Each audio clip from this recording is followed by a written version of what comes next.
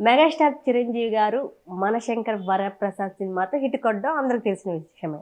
ఒక 3 రోజుల క్రితం సక్సెస్ మీట్‌లో కాస్టింగ్ కౌచ్ అనే మాటలు మాట్లాడడం జరిగింది. అవి ఇప్పుడు పెద్ద దుమారమే రేపింది. మనతో భరద్వాజ సార్ ఉన్నారు. సార్‌ని అడిగి అసలు ఏం జరిగింది ఏంటో తెలుసుకుందాం. సార్ నమస్తే. నమస్తే. అసలు ఏంటి సార్ కాస్టింగ్ కౌచ్ గురించి చిరంజీవి గారు ఎందుకు మాట్లాడాల్సొచ్చింది? అంటే చిరంజీవి గారు తన కూతురు ఆ సినిమాకి ప్రొడ్యూసర్. హ్మ్. 'మనశంకర వరప్రసాద్' గారు సినిమాకి ఆవిడ నిర్మాత. ఆయన తన కూతురు గురించి మాట్లాడుతూ ఆడపిల్లలు ఇలా వచ్చి ప్రొఫెషనల్‌గా తెలుగు సినిమాల్లో నిలబడవచ్చు, స్థిరపడవచ్చు అని చెబుతూ ఒక పోలిక తీసుకొచ్చాడు. అంటే బలంగా ఉంటే ఇక్కడ ఎవరైనా సరే ఏదైనా సాధించవచ్చు అని చెప్పి ఒక జనరల్ స్టేట్మెంట్ ఇచ్చాడు. ఇచ్చి ఆయన ఉదాహరణగా చెప్పినటువంటి వాళ్ళు ఒకటి తన కూతురు, రెండోది అశ్విని దత్ గారి కూతుళ్ళు. స్వప్న దత్ వాళ్ళు.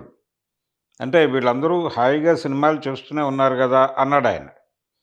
కానీ ఇష్యూ ఈ కాస్టింగ్ కౌచ్ లాంటివి ఉన్నాయి ఇక్కడ. మీరు స్ట్రాంగ్‌గా ఉంటే వీళ్ళెవరు మిమ్మల్ని ఏమీ చేయలేరు అని వీళ్ళు ప్రూవ్ చేశారు గదా! అన్నాడాయన. అయితే ఇక్కడ సందర్భం ఏంటంటే కాస్టింగ్ కౌచ్ అంటే కమిట్మెంట్ అడగటం. కొత్తగా ఎవరైనా సినిమాల్లో వేషాల కోసం వస్తే, మీకు వేషం ఇస్తాం. కానీ మాకేమిటి అని అడిగి సెక్షువల్ హెరాస్మెంట్ చేయటం. కమిట్మెంట్ అనే పదం నిజానికి కమిట్మెంట్ అంటే నిబద్ధత అనేటువంటి ఒక అద్భుతమైన అర్థం ఉంది తెలుగులో. కానీ ఇక్కడ కమిట్మెంట్ అనే పదాన్ని ఒక చాలా దారుణమైనటువంటి సెన్స్‌లో వాడేస్తున్నారు. వాడేస్తూ ఈ కమిట్మెంట్ అడగటం అంటే సెక్షువల్ హెరాస్మెంటే అది ఒక రకంగా. కాబట్టి ఒక సెక్షువల్ హెరాస్మెంట్‌కి గురవ్వాల్సి ఉంటుంది మీరు. దానికి మీకు అభ్యంతరం లేకపోతే మీకు మేము వేషం ఇవ్వడానికి సిద్ధం అని చెప్పి ప్రపోజల్‌తో సినిమా వాళ్ళు వస్తున్నారు. ఈ రకమైన సెక్షువల్ హెరాస్మెంట్ మ్యూజిక్ ఫీల్డ్‌లో కూడా ఉంది అని చిన్మయి గారు చిరంజీవి గారి మాటల మీద ట్వీట్ చేస్తూ ఆవిడ వ్యక్తం చేసింది. అంటే రికార్డింగ్ రూమ్‌లోకి వచ్చి కొంతమంది మ్యూజిషియన్స్ కావచ్చు, మ్యూజిక్ డైరెక్టర్లు కావచ్చు, సింగర్ల మీద ఈ రకమైనటువంటి కమిట్మెంట్ వేషాలు వేసిన సందర్భాలు కూడా ఉన్నాయి. నా అనుభవంలో నాకు తెలుసు అని చెప్పిందావిడ. చెప్పి చిరంజీవి గారు కాస్టింగ్ కౌచ్ గురించి ఇంకొంచెం బలంగా మాట్లాడుంటే బావుండేది అని చెప్పి చిరంజీవిని కలుపుకొచ్చే పద్ధతిలో మాట్లాడితే డెఫినెట్‌గా బావుండేది. అలా కాకుండా అంటే చిరంజీవి ఒక మేరకు అడ్మిట్ చేశాడు. కాస్టింగ్ కౌచ్ లేదు అనలేదతను. ఉంది అంటూనే మీరు బలంగా ఉంటే మిమ్మల్ని ఎవరు ఏం చేయలేరు.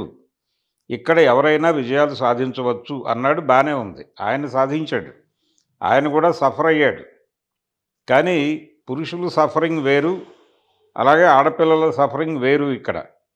చిరంజీవి తను పడ్డ కష్టాలు ఈ మధ్య కాలంలో చాలా సందర్భాల్లో చెప్పుకున్నాడు. అంటే తన ఎర్లీ డేస్‌లో క్రాంతి కుమార్ లాంటి డైరెక్టరు, క్రాంతి కుమార్ లాంటి ప్రొడ్యూసరు, డైరెక్టరు తనెలా వేధించాడు అనేది ఈ మధ్య కాలంలో ఆయన 2, 3 ఇంటర్వ్యూల్లో చెప్పుకొని బాధపడ్డాడు. న్యాయం కావాలి ఆ టైంలో, ప్రాణం ఖరీదు న్యాయం కావాలి ఆ టైంలో క్రాంతి కుమార్ గారు తనెలా చూసేవారు అనేది ఈ మధ్య చెప్పుకొని బాధపడ్డాడాయన. కాబట్టి అలాంటి బాధలు ఉన్నప్పటికీ నేను వాటిని పట్టించుకోలేదు. ఎదగాలి అనేది ఒకటే పట్టించుకుని ముందుకొచ్చాను. నన్ను ఇన్స్పిరేషన్‌గా తీసుకొని మీరందరూ ముందుకు రండి అని చెప్తున్నాడు ఆయన తరచూ ఈ మధ్య. అలాగే మా అమ్మాయి, అశ్విని దత్ గారి అమ్మాయిలు వీళ్ళందరూ హ్యాపీగా సినిమాలు తీస్తున్నారు కాబట్టి, మీరు బలంగా ఉంటే కాస్టింగ్ కౌచ్ లాంటిది ఏమీ చెయ్యదు మహిళల్లారా అని చెప్పేస్తున్నాడు. కానీ సినిమా అలా ఉండదు.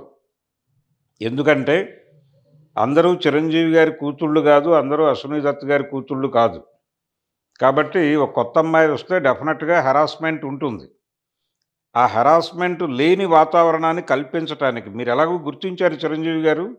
ఈ లేని వాతావరణాన్ని కల్పించడానికి మాతో కలిసి మీరు కూడా నడవండి అని చిరంజీవికి ఒక అప్పీల్ చేసుంటే బావుండేది.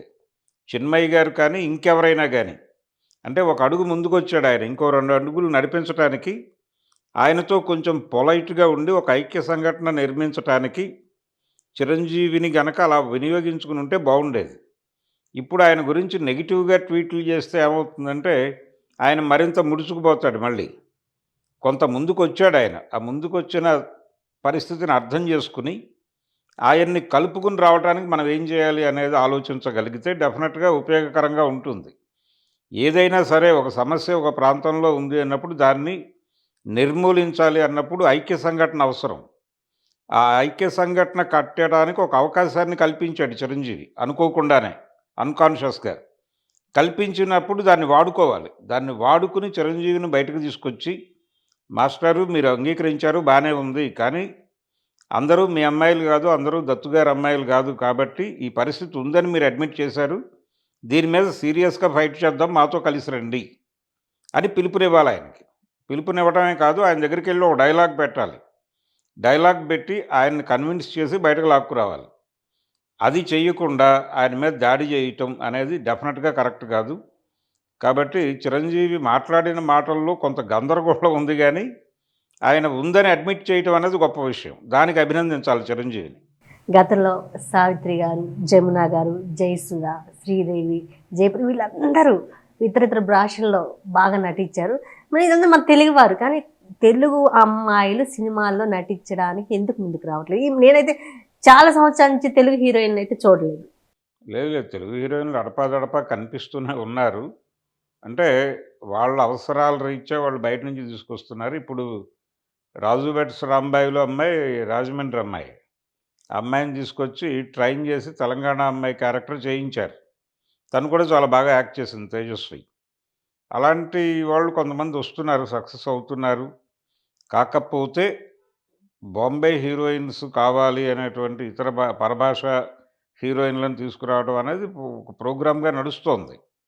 దాన్ని కాదని అనలేం గానీ, అవకాశం ఉన్నప్పుడు తెలుగు అమ్మాయిలకు కూడా ఇస్తున్నారు. కానీ పెద్ద సినిమాల్లో అవకాశాలు దొరకటం లేదు అనేది మాత్రం వాస్తవం. దీనికి రకరకాల కారణాలు. దీనికి రకరకాల కారణాలు. సినిమా ఇండస్ట్రీలో ఆడపిల్లల పట్ల కొంచెం తేడాగా వ్యవహరించటము, ఈ సెక్షువల్ హెరాస్మెంటు ఇవన్నీ చాలా స్పష్టంగా ఉన్నాయి. లేవు అనటం తప్పు.